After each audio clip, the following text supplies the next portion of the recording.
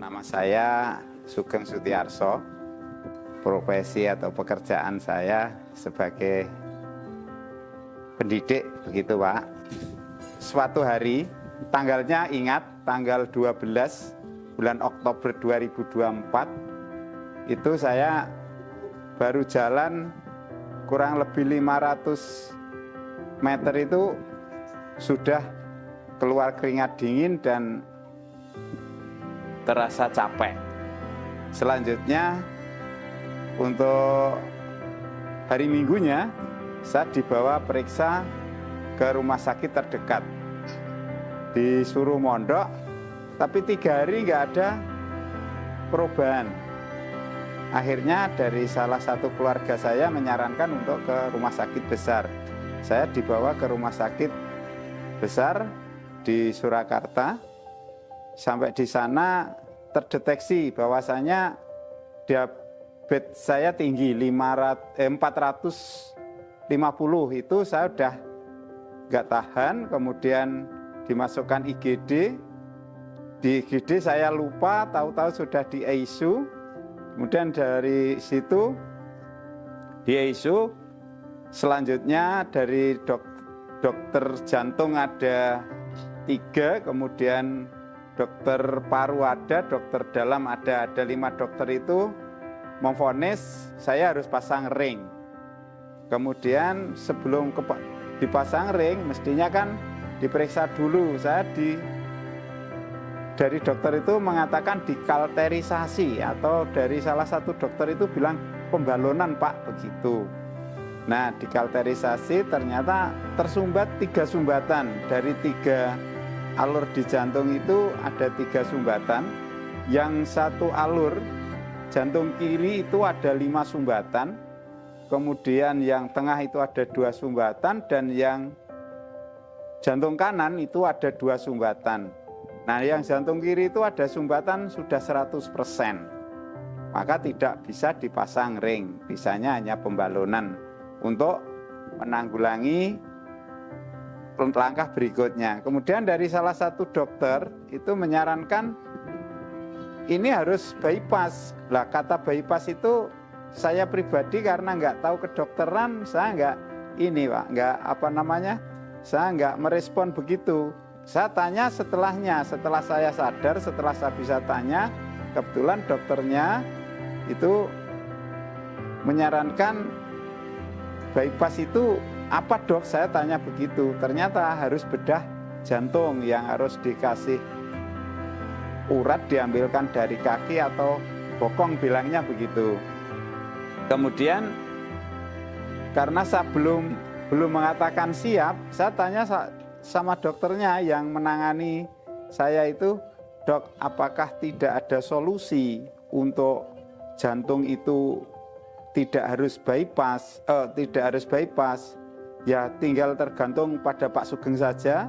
Kemudian berjalan baru 3 bulan kalau tidak keliru itu, saya matur sama dokter jantungnya, Bu, apa saya sudah boleh ngajar?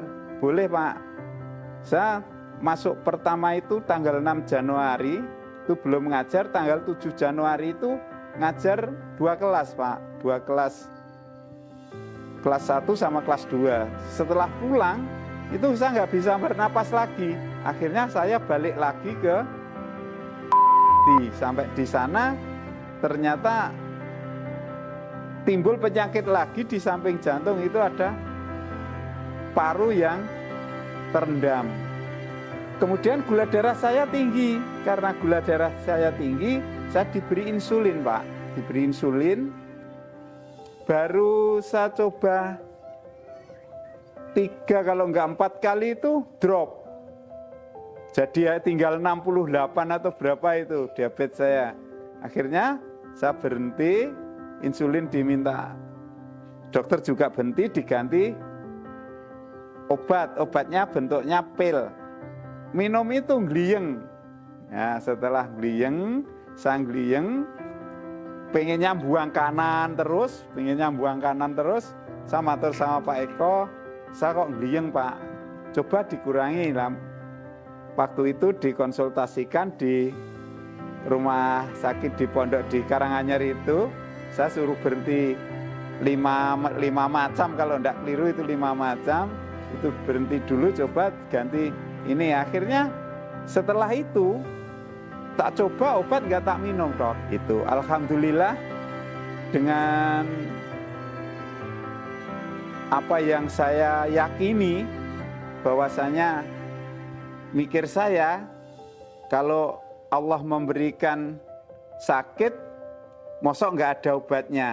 Saya mintanya tidak operasi yang jelas gitu. Saya nggak pengen bedah, pengennya saya harus dengan herbal yang ternyata memang menurut perasaan saya sendiri, dan sampai sekarang mungkin Bapak bisa melihat wajah saya sekarang sudah bisa dilihat, walaupun ini dulu masih pucat Pak, nggak, saya pengennya jalan itu hanya buang. Sekarang dah kalau ke sekolah dah berani bawa kendaraan sendiri, tapi naik sepeda saya belum berani, takut geliah begitu. Saya bawa gerobak, sehingga sampai sekarang alhamdulillah untuk herbal yang terutama yang anggina sama biksui itu masih berjalan.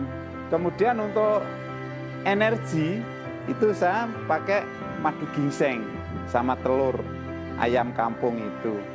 Kalau pagi hari, kalau pas nggak puasa, saya sarapan ya dibikinkan telur setengah mateng 2 nanti pagi. Nanti malam kalau mau tidur itu minum saya itu madu ginseng sama telur, Dok, begitu. Nah, alhamdulillah sampai sekarang dari perasaan saya pribadi itu sudah semakin membaik. Saya sudah jalan, sudah ini tidak capek-capek lagi. Saya tanya sama Pak Eko, kalau buah itu ini sifatnya gini, sifatnya gini, sifatnya gini. Lah saya yang tidak berani. Waktu di rumah sakit itu sempat saya tanya dokter, Dok, apa yang buah yang boleh saya makan? Hanya yang tidak boleh, bilangnya hanya melon sama semangka, itu enggak boleh. Lah terus saya coba makan apel ya, 2 iris sejempol jari, Dok. Itu nguncinya gimana? Saya bisa nyedot, tapi nggak bisa buang itu buah. Kalau makanan yang lembab dingin nggak boleh. Makanan yang lembab dingin, lah saya tanya, kalau lontong boleh nggak Pak Eko? Sama Pak Eko, kalau lontong nggak boleh, tapi kalau kupat boleh. Karena kupat yang dibungkus dari daun kelapa itu boleh.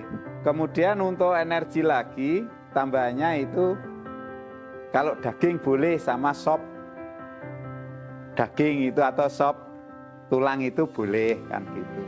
Yang jelas sampai sekarang santan saya belum berani.